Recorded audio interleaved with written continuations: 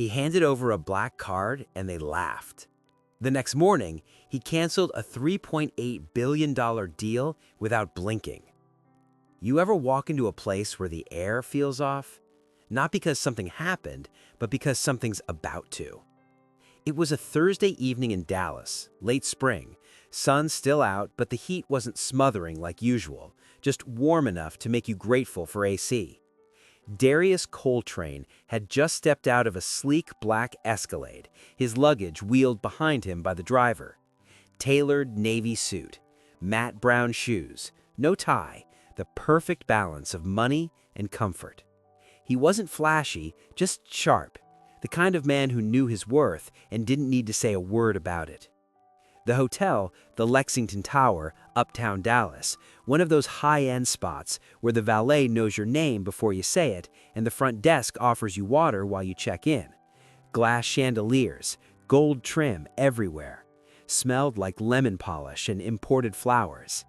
He was in town to finalize a $3.8 billion merger with Bentley Group, a deal that had taken nearly 2 years to negotiate.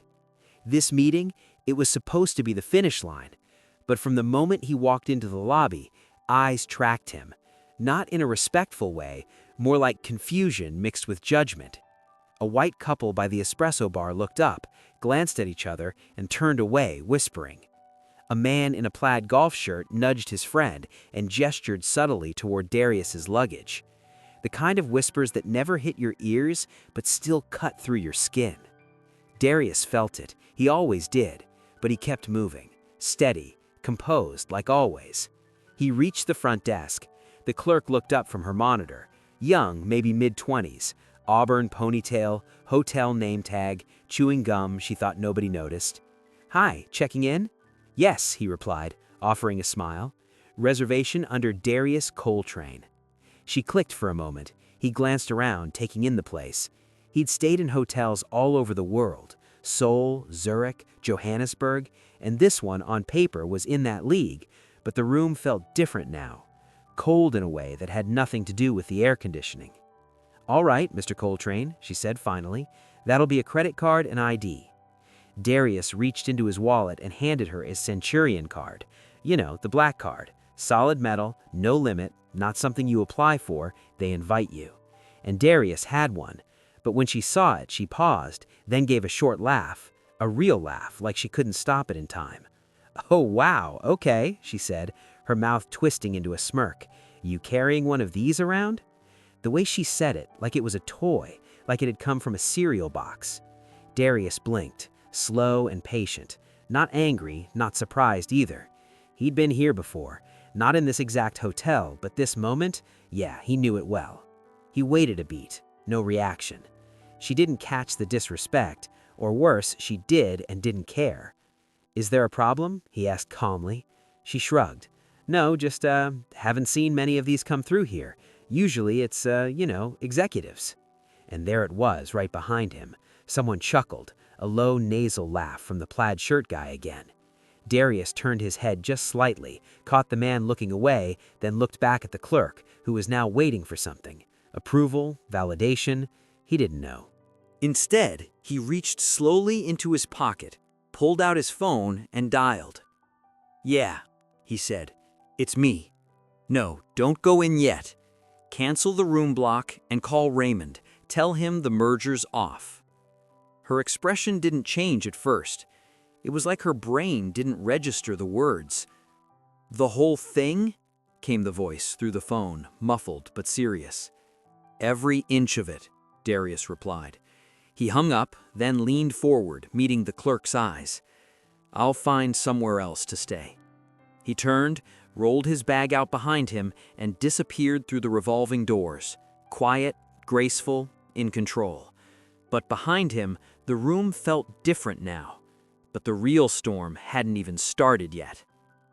The hotel's assistant manager, Kelsey Durham, had been watching from the far end of the lobby, just behind a tall marble column near the business center.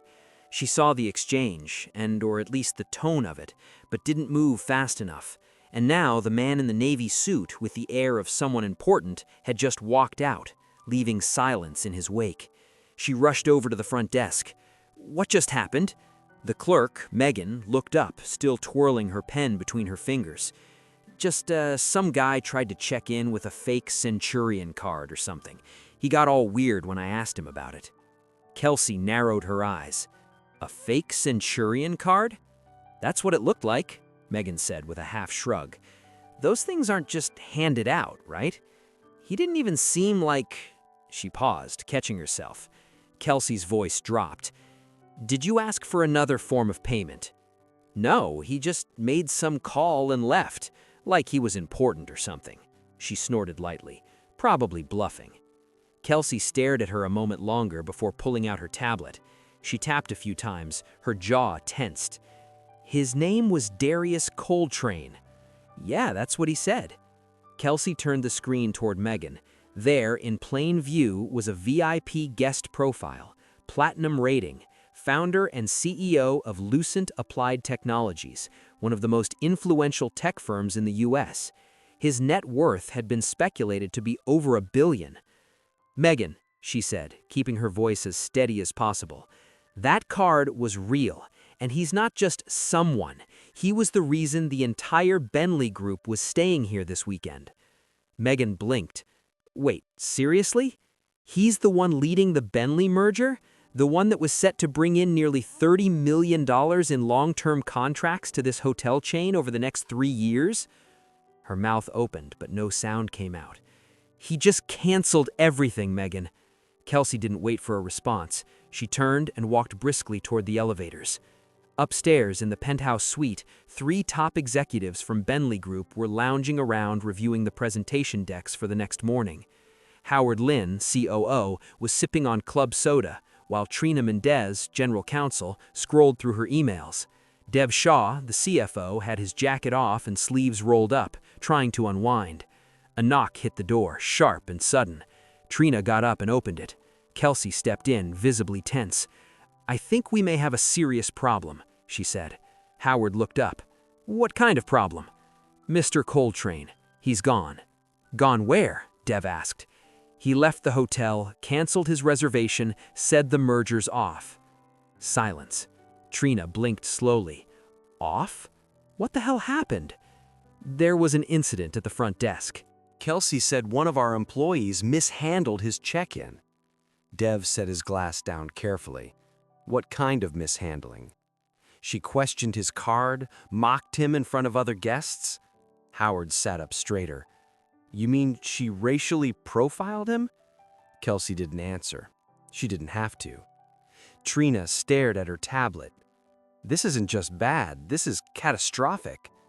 Howard stood and ran a hand through his thinning hair. Do you understand what kind of signal this sends? That we couldn't even host the lead on the deal without insulting him in the lobby? PR is going to have a field day with this, Trina muttered. Dev paced the room. He's not going to be quiet about this. He's powerful, but not the kind that wants headlines. He doesn't need attention. He's got influence. And they all knew influence moves faster than noise. Back downstairs, Megan was still at her post, her earlier confidence long gone. A nearby bellhop, Andre, who'd seen the incident but kept his head down, finally stepped over. You know, he said, keeping his voice low, that man, he's the kind that people remember. The way he walked out, that wasn't a tantrum. That was someone sending a message. Megan didn't respond, but for the first time, she looked uneasy. Andre added, I've seen people blow up over the wrong room or not enough towels. He didn't blow up. He just decided you weren't worth his voice. But outside the hotel, Darius's silence was already making more noise than words ever could. Darius didn't go far, just across the street, actually. He checked into a modest boutique hotel, the Bishop House, known for its quiet style and no-nonsense service. No grand chandelier, no bellhop pretending to care. Just a clean room and respect at the door. That's all he needed. He sat on the edge of the bed for a moment, the city humming faintly through the double-paned glass. The call he'd made earlier had already started setting off alarms. His chief of operations, Raymond, had probably cleared the meeting room already. By tomorrow, every stakeholder at Bentley Group would be wondering what went wrong. and that was the point. Darius wasn't impulsive. He'd built Lucent Applied from the scratch, from a laptop and a shared office space in Tulsa to a billion-dollar company with operations in 4 continents. His moves were always deliberate, measured. Even his silence had weight. Still, he wasn't made of stone. He looked down at the black card still in his hand, resting against his palm. Solid, heavy, a symbol, and in the wrong hands, apparently, a punchline. His phone buzzed. Raymond, need me to come to you? Darius, no, just handle the numbers. I'm done talking. Raymond understood. Another buzz, this time from Camille, his sister back in Tulsa. Camille, heard you pulled the plug. You good? He stared at the message, thought about replying, thought about telling her the truth, that no matter how many awards they give you, no matter how many zeros are in your account, someone will always think the card in your hand isn't yours. Instead, he wrote, Darius, yeah, just tired. Camille replied with a single line, Camille, get some rest, and don't let this turn you cold. He put the phone down and sat back. No anger, no tears, just a deep ache. Not the kind you feel in your chest, the kind that lives in your bones. Familiar, old, like something you carry and forget until someone pokes it. And that girl at the desk, Megan, she didn't invent that moment. She just repeated it, recycled it. He'd seen it in classrooms, at airports, at country clubs, even in his own boardroom. People assuming he was someone else's assistant, not the man running the table. Back in college, one of his professors had pulled him aside after class and asked, Hey Darius, I've been meaning to ask, who's paying your tuition? Not, how's the coursework going? Not, do you need help with the labs? Just curiosity about money, because the math didn't add up for him. Smart, black, and present. And years later, even with a black card and a private jet, he was still getting the same test, just in fancier buildings. His thoughts were interrupted by a knock at the door. Room service. He opened it to find a young man holding a tray, 2 bottles of water, and a fruit plate. Compliments of the manager, sir, the boy said. He saw your name on the check-in log. Just wanted to say he appreciates you staying with us. Darius nodded. Thank you. Also, the boy added, my dad works in tech. He talks about your company all the time. Said you built something no one else even thought of. That made Darius pause. What's your name? Jaden.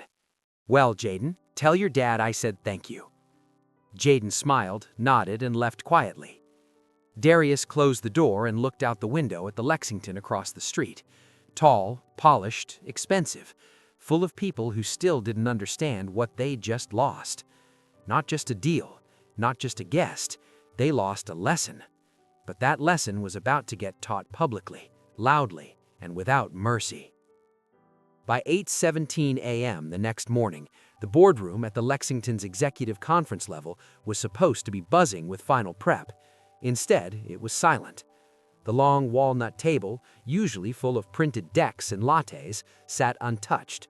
Nameplates already positioned, water bottles chilling, pens lined up perfectly. But no one had entered. Not one Lucent rep, not even Darius's assistant. On the other side of the floor, Howard Lynn was pacing. I'm telling you, if he doesn't walk through that door in the next 10 minutes, we've lost him. Across the room, Trina Mendez wasn't even looking up. She was glued to her phone, reading a message from Lucent's legal team.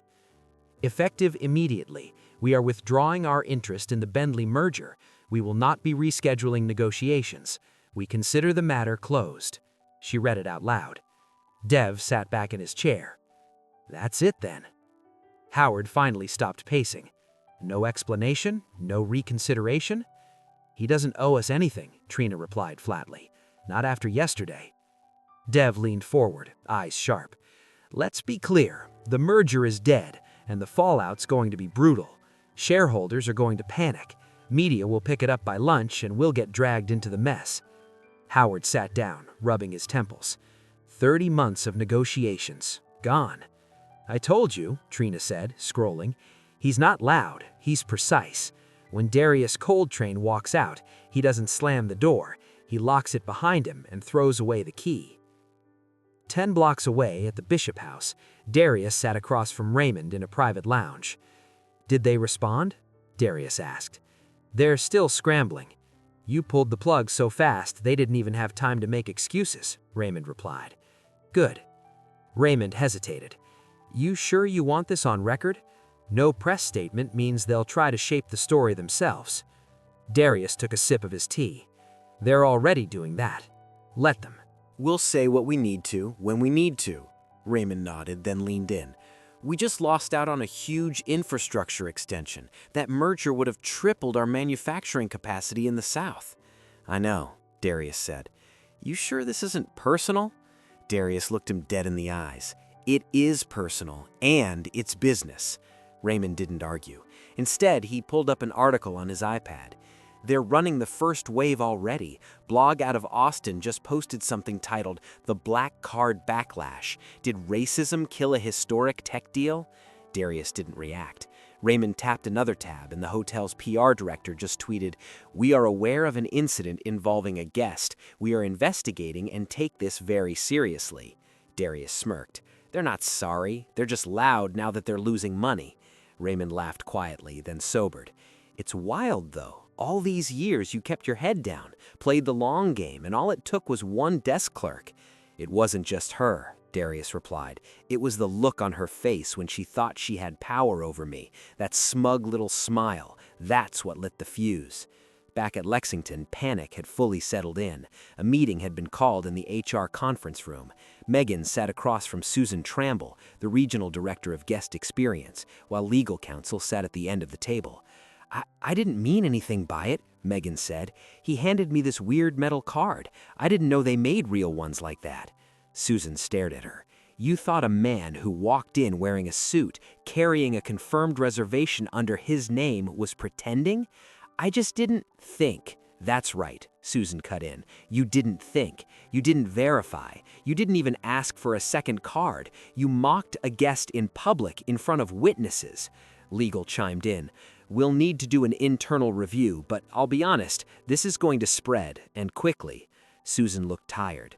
"Do you understand who you disrespected?" Megan lowered her voice. "Now I do." "Too late," Susan replied. "He's not coming back, and neither is that deal."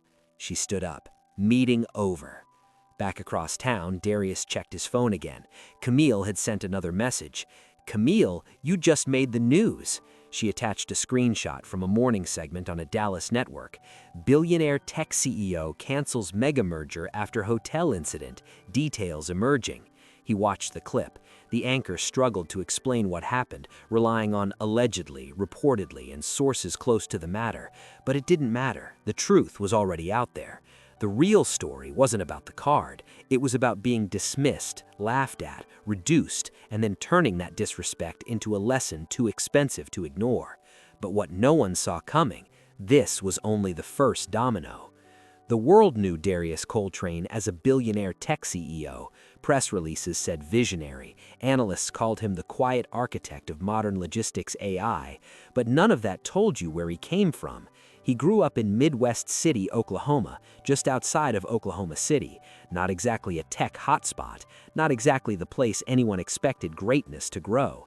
His mom, Charlene, worked at the post office. His dad, Leonard, was a mechanic who owned a little shop 2 blocks from their house. They never had much, but they had a worn kitchen table where every night was dinner, no matter what. And it was around that table that Darius first learned the rules, not the ones they wrote down, the real ones. Don't speak unless you know your facts. Let them underestimate you. Just don't believe them when they do. And the hardest one, you'll have to be twice as good for half the respect. He heard it from his parents, his uncles, teachers at his high school who pulled him aside, not to push him forward, but to remind him what he was up against. He never forgot. At 17, he got his first real taste of rejection. He'd applied for a state scholarship, full ride, top of his class, AP credits stacked, volunteer hours, recommendations from teachers and the local pastor. They gave it to a boy named Kevin. Kevin had lower grades, fewer extracurriculars, but his dad owned a dealership and golfed with the school board. Darius sat on his porch the day he found out, gripping the rejection letter like it owed him an apology. His mom came outside, sat beside him and said, "We already knew this road wouldn't be straight, but it's still yours. Keep walking." So he did. He got into Oklahoma State, took out loans, worked nights at a printing shop, graduated early, and when he applied for his first tech job, they told him he was overqualified for the entry role, but not quite the right fit for the next level. He started coding on the side, built a tiny warehouse management system that helped his dad track parts inventory at the shop. That tool got noticed by a local auto supply chain, then another, then another. By 32, Darius had built Lucent. By 47, it was running international logistics for over 80 major companies. But no matter how high he climbed, there were always reminders. Boardroom introductions where they skipped over him to shake hands with his white CFO.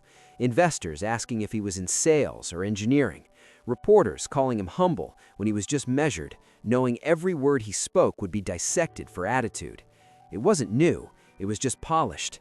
So when that girl at the desk looked at him like his card was a joke, she didn't see a billionaire, she saw a black man checking in alone. And in her mind, that made the card suspicious. It didn't matter that his name was engraved in silver, that he built an empire from a 2007 ThinkPad and a rented garage, that he had more power in his phone than most people would ever touch. She still saw him as a question mark. That night, back at the Bishop House, Darius pulled out an old manila folder from his briefcase. Inside were a few personal photos, stuff he kept close, not because he needed reminders, but because he believed in honoring the climb. One photo showed him and his dad standing outside the garage. Leonard had grease on his shirt and a smile that didn't come easy. Darius was barely out of college. Then another one, a newspaper clipping from when Lucent got its first $1 million contract. At the bottom of the folder was a yellowed envelope. Inside it, the scholarship rejection letter. He kept it not out of bitterness, but clarity, because every time someone looked at him sideways, every time someone questioned how he got here, he remembered they weren't starting the fight, they were just showing up late to it. He picked up his phone and opened a message draft to Camille. "Darius, you were right. That moment didn't turn me cold. It just reminded me I never stopped fighting. Some people throw punches. I write checks." He didn't send it. He just smiled to himself, because tomorrow he wasn't going to tell his story quietly. He was going to say it loud enough that the whole industry had to listen. By Friday afternoon, the story was spreading like wildfire. Not from Darius. He still hadn't said a word publicly, but it didn't matter. The silence itself had become news. Someone from the Bentley Group, maybe out of guilt, maybe just trying to save face, leaked the cancellation. An anonymous user on Twitter claiming to be close to the deal posted a thread titled, "A black CEO was laughed at while using his own card. The next morning, he killed a $3.8 billion deal." The thread laid it all out. No dramatic wording, just bullet points, receipts, names, and screenshots. It ended with a single sentence. Power doesn't always raise its voice. Sometimes it just walks away. Within 3 hours, it had 2.4 million views. By the evening, it was the #1 trending topic nationwide. At the Bishop House, Darius was in the lounge again, this time sipping a ginger ale and reading quietly, when Raymond stormed in holding his phone. "You seen this?" He handed Darius the screen. It showed a clip from a morning talk show in Los Angeles. A host was nearly yelling, "This is not about a credit card. It's about assumptions. This man could have bought the hotel and still got treated like he needed to show ID twice.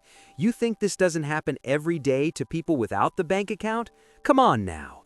Darius let out a slow breath. "They're going to try and spin it," Raymond warned. "You know that, right? The hotel already started damage control. They're releasing statements talking about retraining, internal investigations." "Standard playbook," Darius looked out the window. "Let them spin." "You sure you want to stay quiet?" Raymond asked. "Because if you don't take control of the narrative—" "I already did," Darius interrupted. Raymond paused. "When?" "The second I walked away." At the Lexington, chaos was still unfolding behind the scenes. Megan had been removed from her shift pending investigation. A few of the front desk employees were being questioned. The GM had been in 3 meetings already, all of them with lawyers. One email thread included the phrase, "This is becoming a brand-level problem." They were scrambling. One employee, Andre the bellhop, who had witnessed the incident, posted something on Facebook that afternoon. "I've worked in that hotel for 6 years. I've seen celebrities, CEOs, athletes, but I never saw a man more composed than Darius Colin after he got humiliated. He didn't raise his voice, he didn't argue, he just made a call and left like a man who already knew his worth. That's the kind of power you don't learn in school." That post went viral.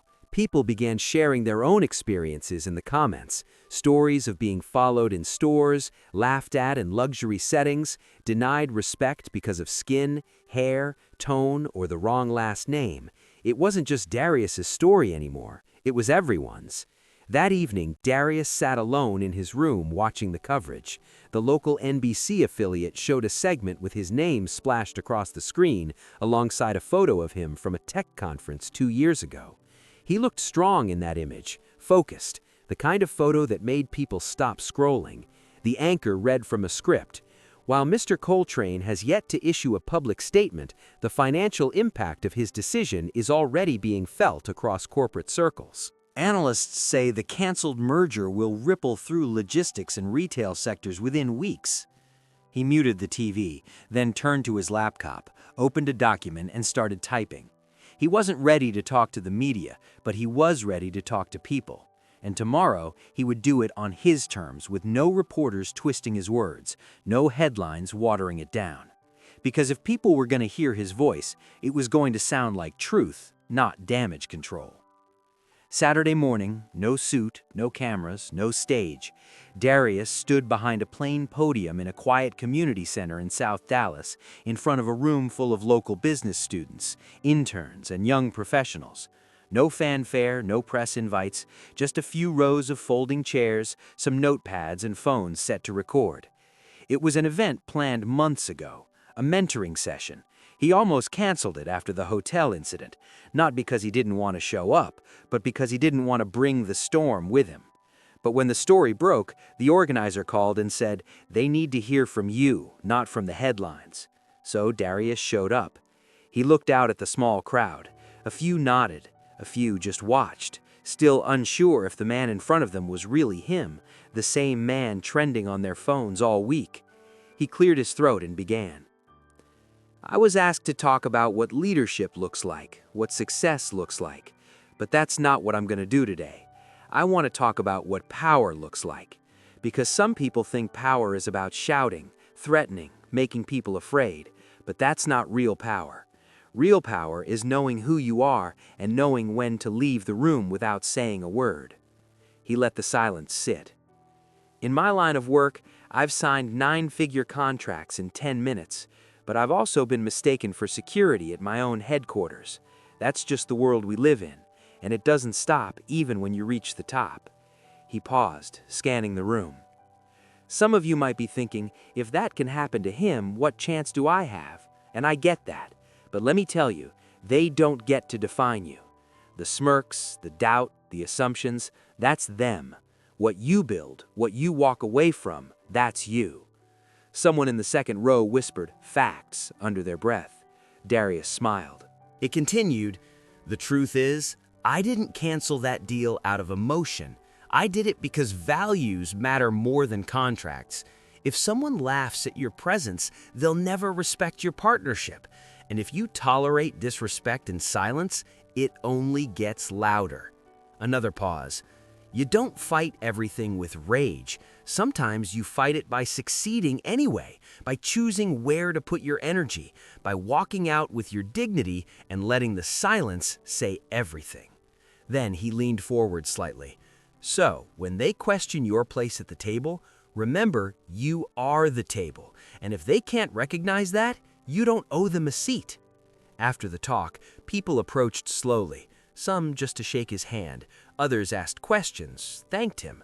One young woman in a mustard hoodie looked nervous, but stepped up and said, "My dad followed your story this week. He said it gave him hope. He's a janitor." And he said you walked away like a king. Darius took that in. He didn't have a clever reply. He just nodded and said, "Tell your dad he raised someone brave." Later that evening, he sat in his office at Lucent HQ, feet up on the desk, looking at the sunset through the tinted glass. His phone buzzed again. Camille saw the clip. "You said it better than any of the news did. Darius, they never listen right the first time anyway." Camille: "True, but this time, I think they heard you." He leaned back, finally breathing in deep, because it wasn't about the hotel anymore, or the card, or even the deal. It was about a mirror he held up to the system, and the fact that the reflection made people uncomfortable. He didn't need revenge. He didn't need to scream. He just needed to move in a way that made people think. And now they were. Because sometimes the most powerful thing you can do is simply walk away with your head high and let the world feel the silence you left behind. If this story moved you, share it, talk about it, remember it, because someone out there is being told right now that they don't belong in the room. Be the reason they know they do.